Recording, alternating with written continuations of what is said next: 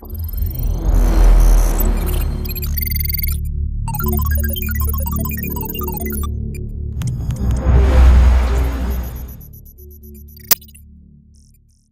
so good morning everyone. Welcome to this Advanced Steel webinar where we're going to be looking at how we can use Navisworks to plan your steel installation using the information from your Advanced Steel model. Could someone just confirm via a question that you can hear me okay and that you can see my screen? The software is telling me that the microphone is working and that I'm broadcasting my screen, but if someone could just confirm it, that would be good. Okay, thanks Norman. Yeah, okay, that's good. So my name is Rob Merriman. I'm one of the application engineers here at Graitec within the structures team. I've been with Graitec now for about 2 years, and before that I've worked in 2 subcontract drawing offices using Advanced Steel. One mainly with architectural metalwork, and then the second office was mainly structural steelwork. So I've been working with Advanced Steel for about 10 years now. If you do have any questions either about today's webinar or anything else relating to Advanced Steel, Navisworks, the AC collection, please reach out to us. We are here to help you guys. My email address is on the screen there. My Twitter handle is also there, and you can get hold of me on LinkedIn as well. There is a handout to go with this webinar, so that's got links to email addresses and things like that on it. So we'll just have a look at our Advanced Steel workflow webinars and what we've got coming up and what we've done previously. So I did a webinar on the Advanced Steel Project Explorer. Again, if you download the handout, I've embedded a link to the recording in there.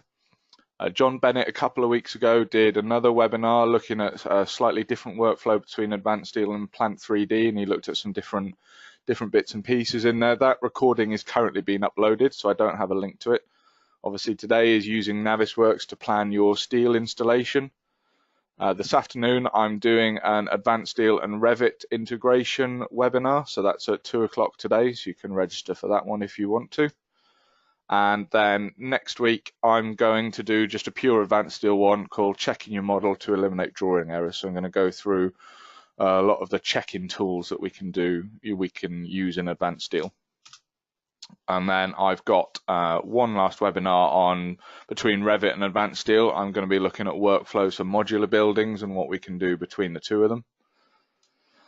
Like I said, if there are any recordings that haven't been finished yet, or you want recording of previous webinars, please email our marketing guys at marketing.graitec.com, and they'll have links for you. So what we're going to look at in today's webinar is the workflow between Advanced Steel and Navisworks.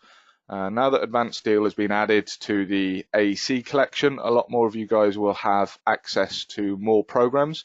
So we're going to look at how we can use some of those programs to benefit you and your businesses. I can't show everything that Navisworks has to offer because it is a very large and powerful bit of software. I'm just going to give you a feel of what we can do very quickly. And for those of you that follow me on LinkedIn, a couple of weeks ago, I actually sat on one of Graitec's 2-day Navisworks training courses, put up some of what I learned on LinkedIn. So far, I'm really impressed with what Navisworks can do. I'm not pretending to be an expert here. I am still learning Navisworks, but hopefully you'll get a taste of what we can do. So today we're going to look at what we need to do to export from Advanced Steel to Navisworks and what we need to set up before we do export. We're going to look at creating selection sets, the timeliner and tasks within Navisworks, and this will schedule our steel installation. Then we're going to simulate the erection process, and then finally we're just going to create a little walkthrough, just a little animation of the entire building to show what Navisworks can do to visually aid and give your clients a bit more information. So there's one thing I would just like to do. I'd just like to launch a poll for you guys just to see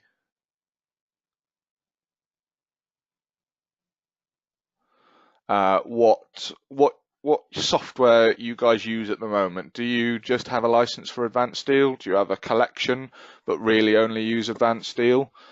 So if you could just complete the poll for me, then we can crack on.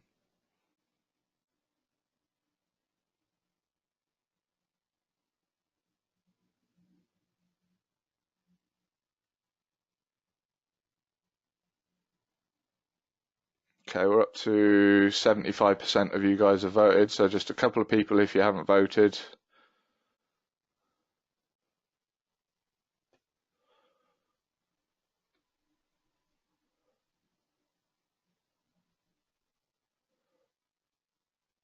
Okay, perfect. Thank you very much. Let's just see where you guys are and if you've used it before. So we are. Yeah, some of you have. Yeah, it's a sort of mixed bag on everything. Okay, so what we're going to do is I'm going to start with an advanced steel model. So we'll just close. So I have an advanced steel model here. It's got hot rolled and cold rolled.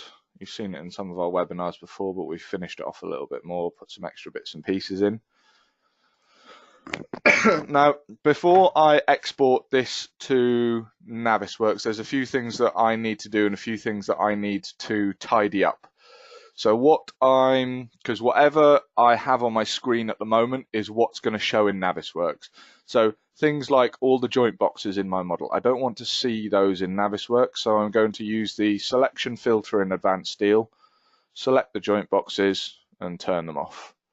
The same with the model boxes. I'm going to turn those off. For this example, I don't want to see the welds and things, so I'm also going to turn the welds off. But what I do want to do is, at the moment, my bolts are shown as a symbolic representation to save graphics in my Advanced Steel, but I actually want to see the bolts in Navisworks. So if I don't change the bolts at the moment, they will just show exactly as they have. I've got them on the screen at the moment. So what I'm going to do is use the filter for bolts to select all the bolts, and we'll go to the advanced properties and we'll change the display type to solids. And I'll do the same for anchors.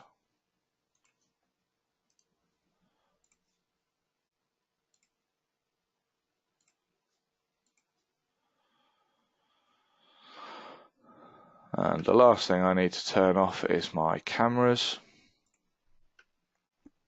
So I've got my model to a point that I'm happy with. Now, to export to Navisworks, I'm going to send this out as a 3D DWF file. So there's two ways we can do that. In the Import and Export tab, we have a button that is Export to Navisworks.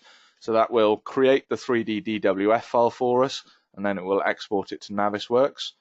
The other option is to go to Export and create 3D DWF. So what I'm going to do is I'm going to use this Export to Navisworks button. Now what you have to have is, I'm running at the moment Advanced Steel 2019. You have to have Navisworks 2019 installed. It needs to have the same product version for this button to work. So if you don't have Navisworks installed, or you don't have the correct version of Navisworks installed, then go to the application button and choose Export and choose a DWF file. So just while that's exporting, the DWF file will contain all of that information, all of the intelligence from my Advanced Steel model, so all my numbering, my phasing, all the properties, and it creates a very small file type. So that's why I'm using that format today, and we'll just wait for my Navisworks to kick into life.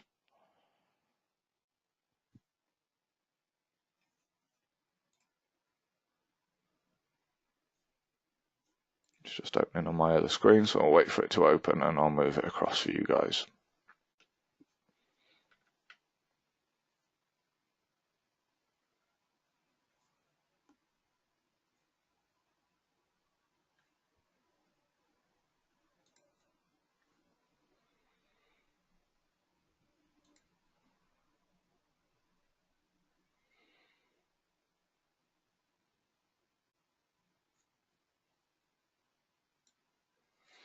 Okay, so that has now opened my model in Navisworks.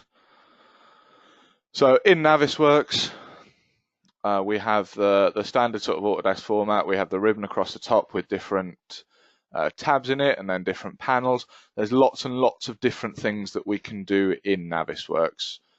Today we're going to focus on the timelining. But we have all these different panels that we can dock and undock. I've just got what I've used in the past. So what we are going to do, and I'll just show you the properties that we can get in here. So if I click on that column and I expand the properties,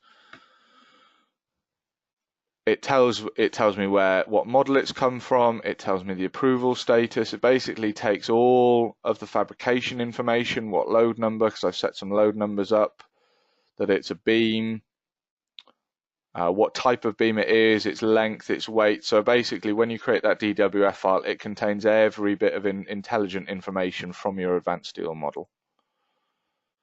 It's got all the mark numbers, shaft assembly numbers, so it's a really powerful export, the 3D DWF. Okay, so what we're going to do is we want to look at the timeliner function, because we want to install certain areas of this job on certain days.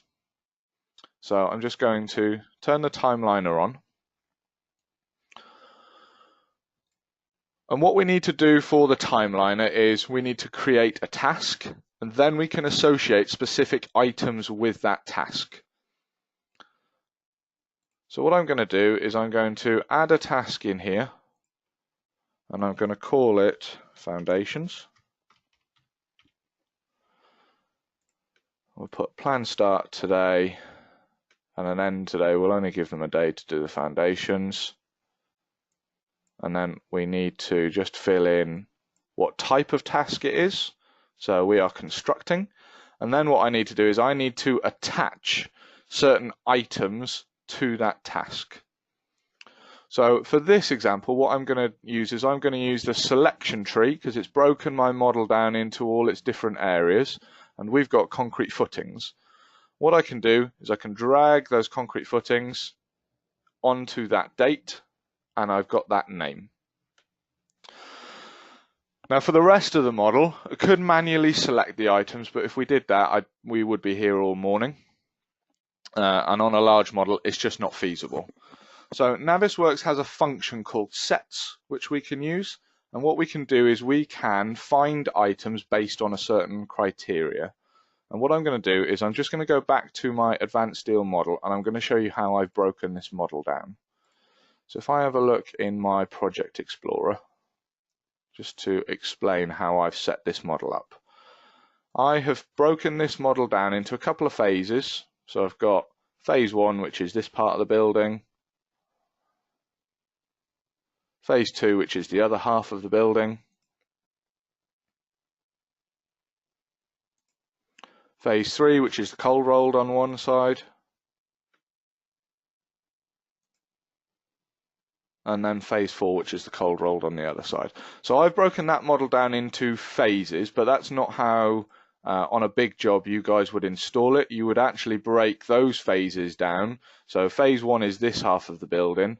You would break that down into individual loads. So I've created a load 1, which is these 2 columns. So if we have a look at the information in here, the phase I've called phase 1, but in fabrication data I'm using the load number, so I'm using load 1, and that information I can search for in Navisworks. So I can say search in the model, and we want to search for, it is fabrication data, the property is load number, and the condition I can say equals 1. And if I say find all, that will find, let's just put this over here, that will find those items that are in load 1. Now what we can do in Navisworks is we can then, in this, so what I'm doing here is I'm creating a selection set. Now what I can do in here is I can right click, and I can either save the selection, or what I can do is save the search. So if I save the selection, that would just save the selection for this model. So I've got nearly 20 different loads in here, so I wouldn't want to do it for 20. I wouldn't want to repeat that process 20 times on every job I was doing. What I would want to do is save the search, and we can call this load 1. Because what you can do with these search sets is you can import and export them. So I'm just going to delete this one because I have in the past created selection sets. So I'll just go and find them. I've got a load search sets. And if we expand that, what this has done, I've basically just saved all the searches, but for every up to about 30 loads. Now there aren't, this model doesn't go up to 30, it goes up to about 25. But once you've set these up, once you can export them, and as long as you use the same loading on your jobs, you don't have to set these sets and searches up every time. Now what I need to do is I need to add a task for each load. And again, because I've got 25 loads, I don't want to do it manually. So what we can do in here is we have the auto add tasks, and I can say add a task for every set. What that gives me then is that gives me all of the loads, and it gives me a start date and an end date for each load. Now to begin with, it just does 1 day for each load. Now you probably do 3 or 4 loads a day, so we could go in and start changing the dates in here, and you can even drag the items in here to change the dates. And if say load 1 and 2 have been done in the morning, you can even break it down into hours of the day. So it doesn't need to be done on a day-by-day basis. You can drill into it, and you can do it on an hourly basis. And what this has done is it's set each task type to construct for me, so that this is going to obviously construct all of the loads in order. If you're working on a large project and you've been given exports from Microsoft projects, you can import those data sources so from your main contractor or from your Microsoft projects, you can import that kind of information.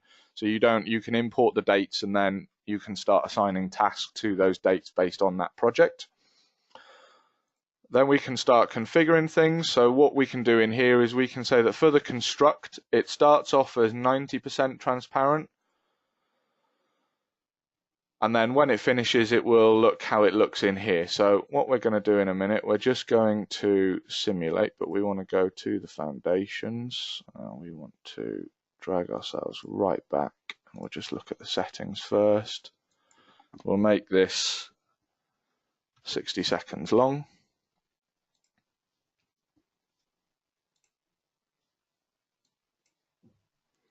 And I think what I'll do is I will just see if I can change if I can remember how to change the background.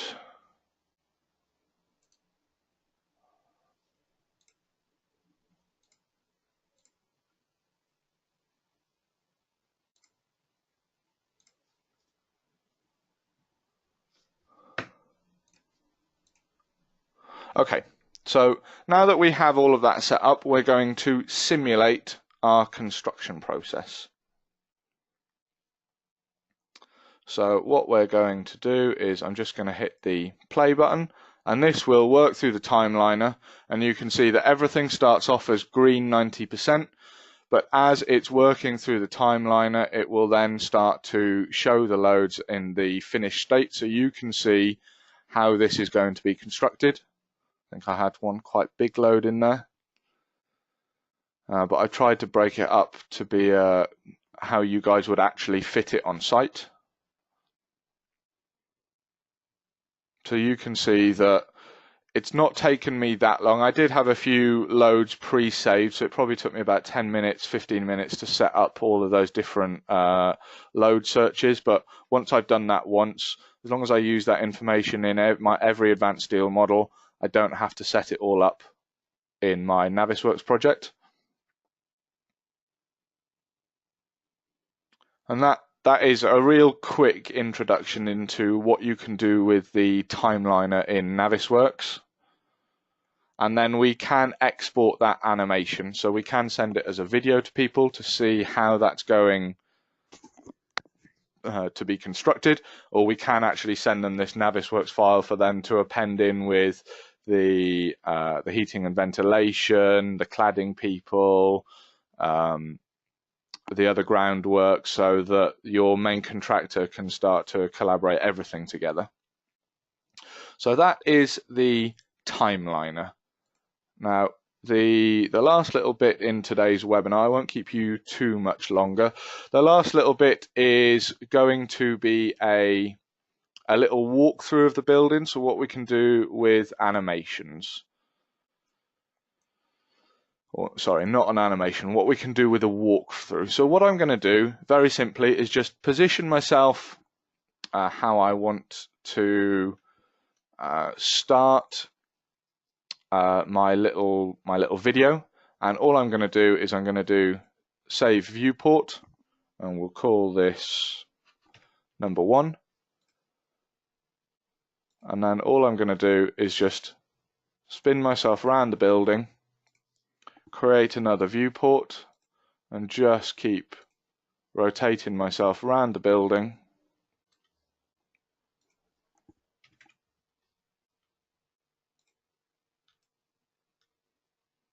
And I'm creating these viewports. Then what we can do with Navisworks is we can actually go into first person mode, and we can walk around the building. So I'm just going to walk in this direction.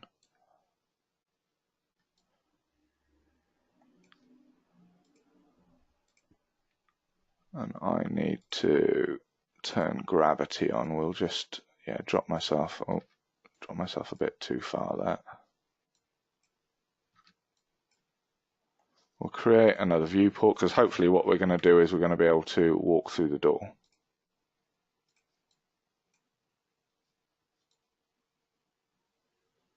We'll start heading towards the door.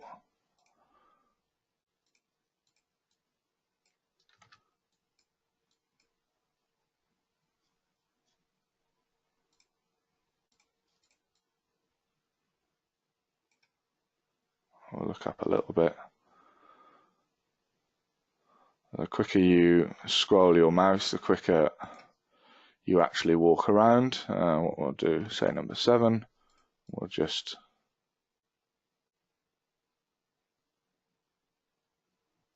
get ourselves to the door, and we just keep creating these viewpoints. And we'll go in through the door.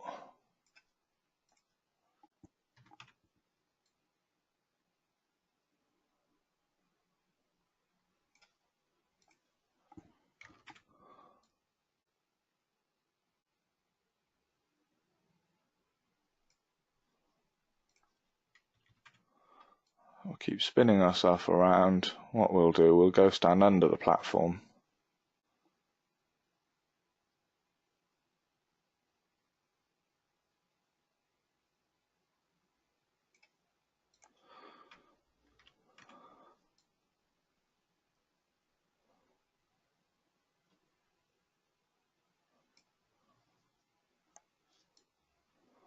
Spin ourselves around once more.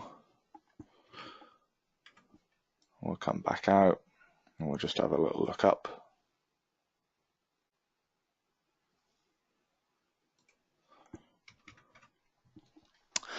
So what I've done there is I've just created 13 or 14 different viewports. So what I want to do is I want to add an animation, and all I'm going to do is I'm going to see if I can do it all in one hit. Drag all of these into this animation.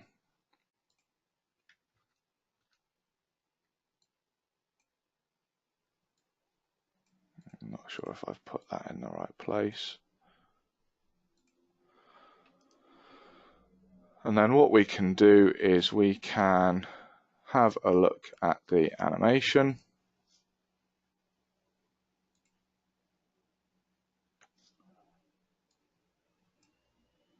They weren't dragged into the animation, that's why. So we'll just drag these into this animation.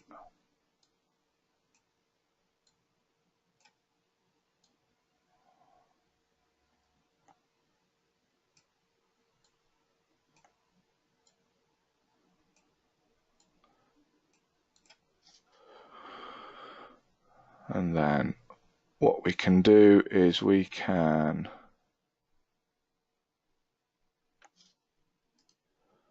go to, should be able to go into the settings of the animation. Okay, what we'll do, we'll just play it.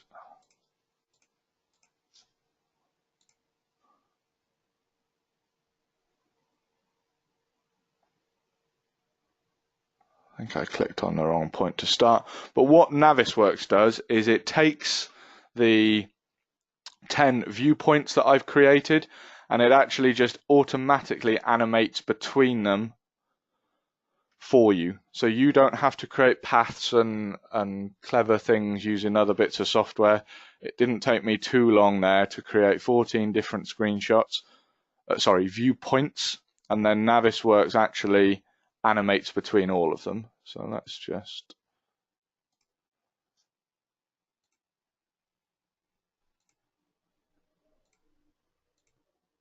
there we go. So just to finish off, we'll watch it spin between all of them. So what I wanted it to do is rotate around the whole building,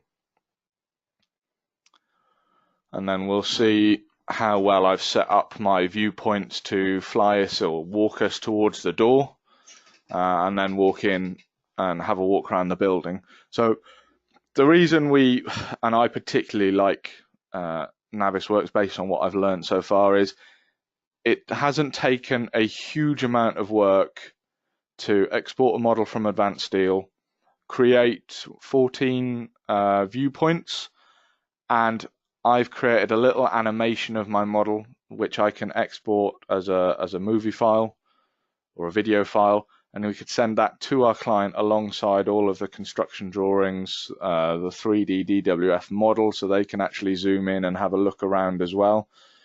If you've got a 3D DWF file or even just a native Advanced Steel model, oh, I've gone a little bit off there. Not the best animation from me there.